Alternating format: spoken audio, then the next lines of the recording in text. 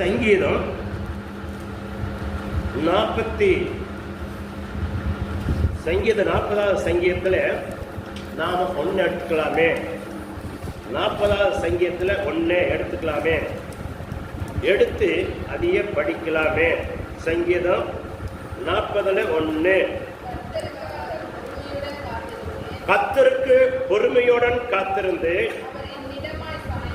அவர் என்னிடமாய் சாய்ந்து கூப்பிடுதலை கேட்கார். பாருங்க, முதல் பொறுமை தேவை. தேவாலயத்தில் இருந்தாலும் வீட்டில் இருந்தாலும் பொறுமை தேவை. முதல் கர்த்தருக்கு காத்திருப்போம். நீங்க காத்திருந்து நீங்க கூப்பிடும் போது தேவன் உம்முடைய ஜபத்தை உங்களுடைய காரியங்களே கண்டிஷனா கேட்பாரு. அப்ப கேட்கணும்னா நீங்க என்ன செய்யணும்? முக்கியமா பொறுமை தேவை. தேவ சமயத்துல வார்த்தை என்ன வருதுன்னு சொல்லி அந்த வார்த்தைக்கு நீங்க செவி சாய்க்கணும். ஆமே ஆமே.